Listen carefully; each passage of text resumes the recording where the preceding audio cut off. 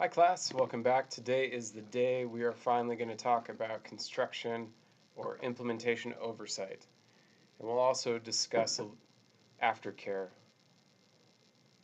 All right. So there are lots of ways that project managers participate in implementation. For a small project, it could be entirely on your shoulders. You might be out there coordinating volunteers and putting plants in the ground. For larger projects, it's more likely that you'll be coordinating the activities of various contractors on the ground. So you might have geotechnical experts on the ground, as well as your equipment operators, as well as your surveyors, and it's your job to understand what they're doing and when, and to monitor their work for timeliness and quality and budget. You could also be working for a contractor. So you could be an independent contractor or an employee of a contractor. There's, like I said, there's all kinds of scenarios for you to participate in project implementation as a project manager. One of the most important things is verifying issuance of permits. So you saw this earlier, but you need a whole suite of permits to proceed with an ecosystem restoration project. You may have federal permits and state permits and county permits and various types of permits, and you need to make sure that all of those are in hand and authorized and ready to go before anybody does anything. So that may involve communications with the various permitting agencies and regulators. And the regulators are probably going to want to look at your near final plans. And what I mean by that is when you first apply for a permit, you're probably using a preliminary design.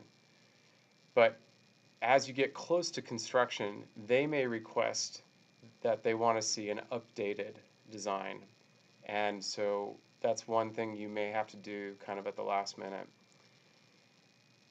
One other thing about construction before you begin is verifying licensing. So various jobs require professional licenses. If you are building anything like a bridge or installing a big culvert, things like that, anything that has been engineered for the site, then you may require a licensed general contractor. That's very common. And you may have to verify their licensure with the state they're licensed in. There are other special licenses that may come into play as well. So for example, interpretive structures like boardwalks and things like that, anything the public is going to be interacting with may require a licensed landscape contractor. Irrigation, that could be a special irrigation contractor. Weed control, you may need a licensed herbicide applicator.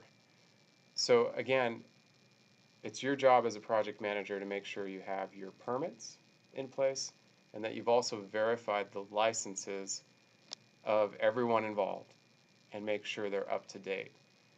You can't have anyone out there working on a expired license. The liability for their work will then fall on you, and you don't want that. All right, I mentioned earlier that design build teams are not very common. Usually you break up the design phase and the construction phase, and you may even hire different people for the two phases. But periodically you do work with a team all the way through the project lifecycle. And that team typically consists of a civil engineer, a landscape architect, a contractor, and often a hydrologist if it's a water-based project. Sometimes licensure is not needed on small projects or private lands. There are some unique instances where state licensing isn't necessary, but it's still a good practice to hire people that are bonded and licensed. Okay, so implementation scheduling. Your Gantt chart that you've been working on this entire time throughout the project is going to become more important and more detailed at this stage because you're going to need to rapidly adjust for changes in weather, changes in equipment availability, changes in funding, permit delays, etc. So this is a time in the project lifecycle where your job becomes more intense, busier, more hectic. That's just part of it. It's also a very exciting time because you're finally seeing your plans come to fruition. So it is a very satisfying time, although it requires a lot more attention to detail, especially if a contractor shows up with an expensive piece of equipment and then it pours and floods, and they can't just keep that equipment idling there. They have to take it back to work on another project, and you're going to have to find money to mobilize them later on. That's just one example of the kind of delays that can creep into your schedule, and it's your job to not freak out, but to make adjustments to the calendar and communicate with everyone involved as to the plan B. And oftentimes you need a plan C and D as well. Delays can bump up against governmental restrictions and delay the project indefinitely. So an example of that would be if you're working in a sensitive stream, say where there's salmon, you're probably only going to be allowed to disturb that stream for 2 or 3 months out of the entire year, when the harm to the water quality is least impactful. And if you can't get the project going during that 2 or 3 month window, too bad. You may just have to wait till next year. So that is an example of a governmental restriction that constrains the work window. And so hopefully you've done enough planning and you get a little lucky and you can get it done during that window. But it's not uncommon to have to seek extensions to do the project the following year if necessary. I talked about contracting a little bit before, but I thought I'd show a specific example. So anytime you're using state or federal dollars, you're likely required to do public bidding. Again, you're not allowed to give the money and the work to your neighbor who's a contractor. Your neighbor can apply and be part of the competitive bid process instead. As a project manager, it's your responsibility to put out various advertisements like this. It's in a newspaper, it's in professional trade journals, it's on the state website, etc. Once you set the deadline and you receive bids from various firms, you need to have a system in place to review those bids carefully. Usually you're not doing this alone. You gather up a small team of project managers to take a look. And you're checking on things like budget, is it realistic? Capacity, do they have the equipment and the expertise? Worker safety, do they have a good safety record? And do they have proper safety training? All these things will help you decide on the best company to move forward with. Bottom line, you want to make sure they're realistic and that they are a firm you have confidence in and that you want to work with. You can negotiate. In fact, you almost always negotiate for specific things in the budget they propose and specific pieces of equipment that you want to see used. Again, the more precise you are about your expectations, the easier this is going to be on everybody. You do want to check references. It's like hiring anyone. You want to make sure that other people have had a good experience with them as well. That's really, really important. So make those phone calls. And finally, you want to require bonding to cover maintenance. So what that means is the firm you hire is on the hook to come back after construction and maintain what they installed. So let's imagine they put in a bridge. You may require them to come back and inspect it in 6 months to make sure everything's performing as required. There's all kind of examples, but bonding is important and it should be included and the request for proposals. All right, so now it's time to build. Your job may fall into one or two categories. You may be a hard hat or soft hat kind of project manager. A hard hat is someone who is working around the heavy equipment. And the essential thing here is to supervise the recontouring of the landscape. So you're going to be watching those bulldozers and backhoes carefully. You're going to be referring to the plans and to the reference baseline and making sure everything is constructed according to your expectations. And taking notes and taking photos and jotting down anything that may deviate from the plan.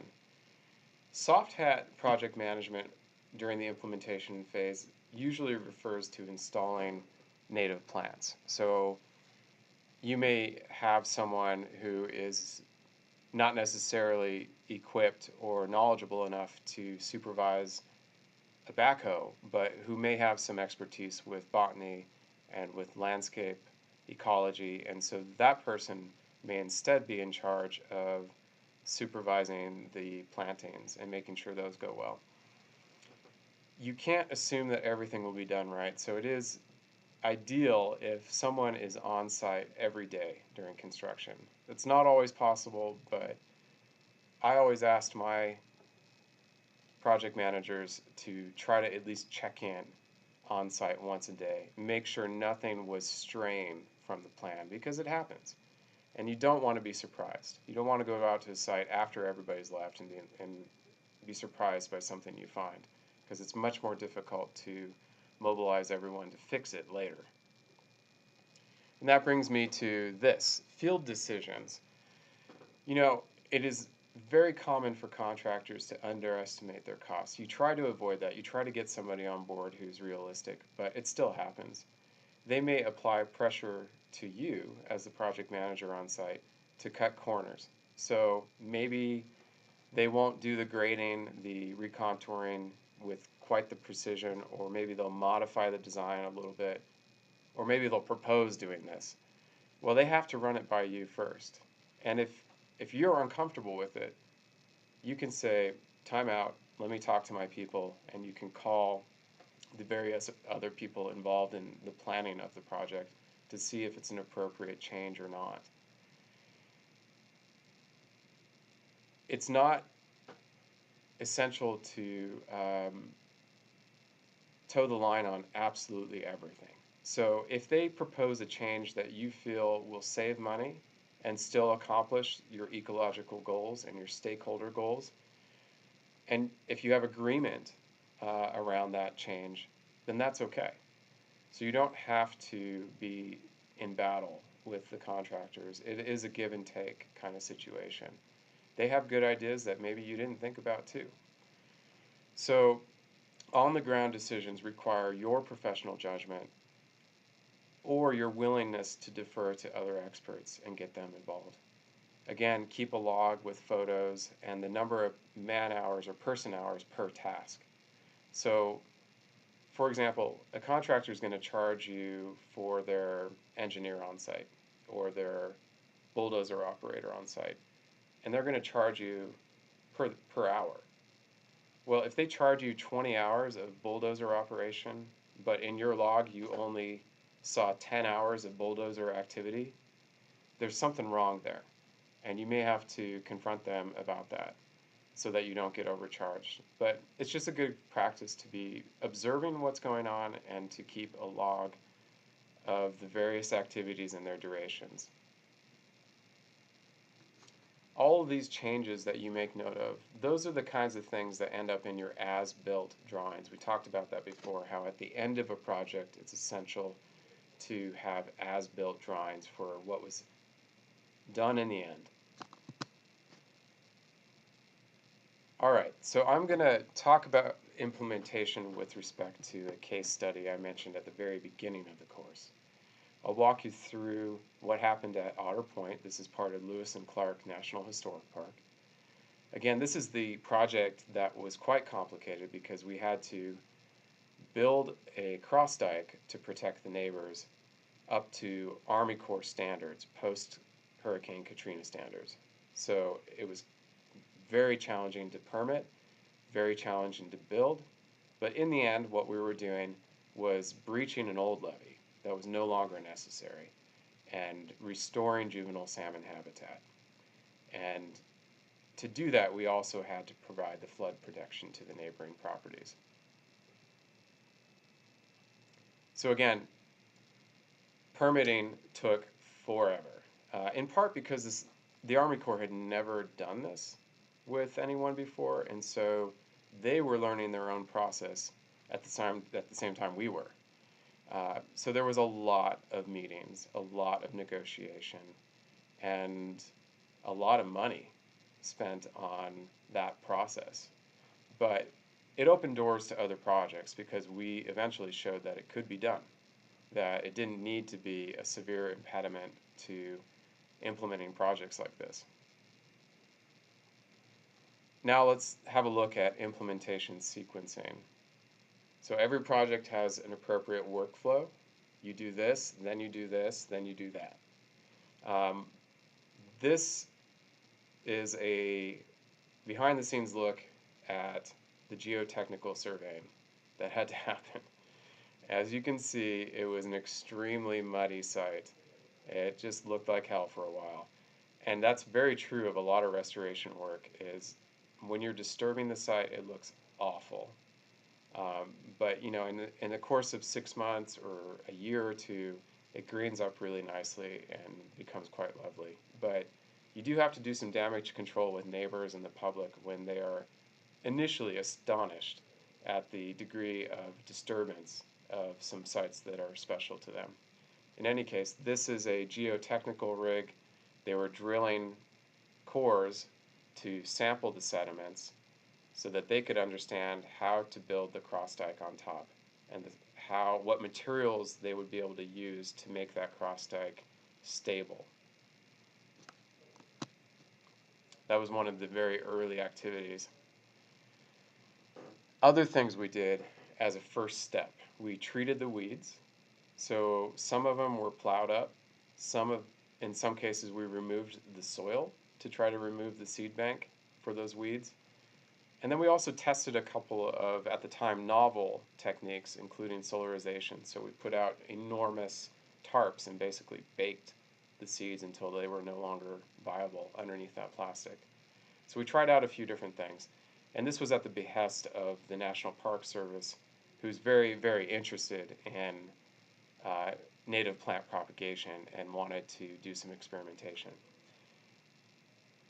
Early on, we also installed exclusionary fencing, so fencing that would keep the public and wildlife out of the disturbance area. We removed non-native pests.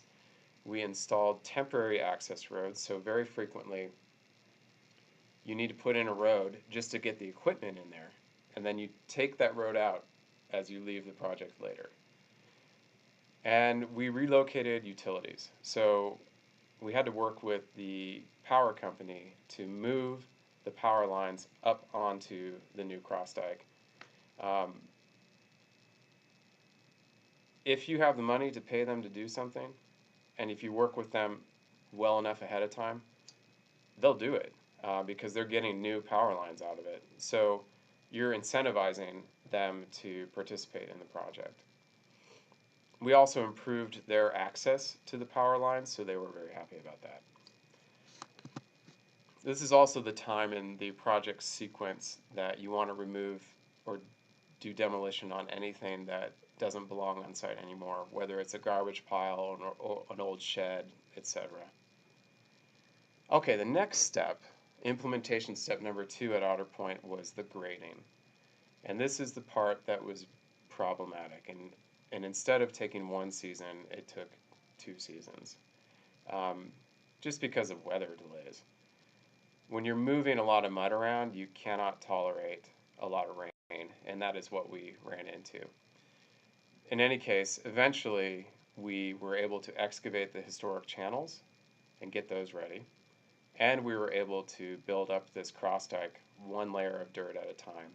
with construction, with flood control features like this, what you do is you lay down a new layer of soil, you let it dry, you test it, then you lay down another layer of soil, and you build up the flood control dike incrementally. So it takes a while, and it requires a lot of geotechnical testing, and it requires the Army Corps to be on site. So again, this was a slow and complicated process, but most of the heartache and most of the time was spent on this step, the recontouring of the land and the construction of the cross dike to protect the neighbors.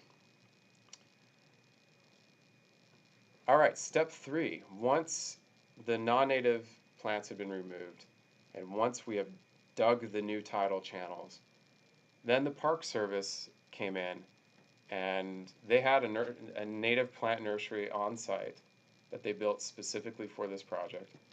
They had experts on site to supervise both contractors and volunteers, so they really handled that piece. They were the soft hat project managers, whereas Crest was the hard hat project managers. But what they did was they established the native plants, they did the maintenance, the weeding and the irrigation, they inspected for quality and disease, they just managed all of that. And they installed plant protection, of course, against the herbivores. Step 4. So this is where you start to build permanent infrastructure. Unique constraints to the project. So a ditch and a tide gate, trails, boardwalks, vehicle barriers, erosion control measures to protect the water quality once the levee was breached, etc. So after the grading is done, everything is a little more stable, then you can come in and build your special features, your add-ons. In this case, we have some erosion control around one of the new tidal channels, and we are installing woody debris in those tidal channels as well for habitat complexity. Finally, I keep preaching this, but it's true, you need to protect your investment against vandalism. In this case, there was plenty of eyes on the site, between the Park Service staff, signs, fences, cameras. There were plenty of people watching it. But in some cases where the site is more remote, you may not have that luxury, and so you'll have to get more creative. Lastly, it's important to install your monitoring infrastructure. So hopefully you have some pre-project data, and now you need to install whatever you're going to install to get your post-project data to show that the project indeed worked. So for instance, we didn't do it here, but on another project just down the road, we installed a pit tag array. And basically that is a detector that senses anytime a juvenile fish that's been tagged passes through into the wetland and then back out. And what we were doing there was just maintaining that array such that we could go out and download the data every now and then show the funders that, hey, look, this project is working. We have upstream fish that got tagged at the dam that are finding their way down to this little project and are indeed using it to their benefit. So that was a really powerful piece of data. It's expensive. It's not something you do at every site, but that's an example of the type of monitoring infrastructure that you need to prep during the implementation phase as well. This is also an opportunity to schedule maintenance and all your aftercare activities, which we'll talk about here in a moment. I think we'll save the aftercare and the monitoring and evaluation conversation for the next lecture, but I do want to mention that it's also important to document any unusual events. So, for example, you may have a fire sweep through the area, or you may have a sudden flood. Maybe it even happens during implementation. or maybe it's something that happens in a year later. If you have any kind of unusual occurrence like that, go out, take pictures, take films, document it, because you want to see how your site responds. In this case with Otter Point, they got some big floods later, and they wanted to show that the wetland was indeed buffering the neighboring properties from those floodwaters, and that the wetland was filling up and providing good, slow-moving aquatic habitat to various fish and wildlife. So, you know, in this case, they took some helicopter photos at a high tide, but sometimes it just means getting out there during inclement weather and doing your best to document what's going on at the site, because that's an important part of the story. Um, and I think that's about all I have to say about that particular case study. I hope that gives you a flavor for what a project manager is responsible for during the implementation phase. It's an exciting and hectic time, but this is where you get to see your plans come to fruition, and it is really satisfying. Okay, we'll see you soon. Thanks so much for your attention.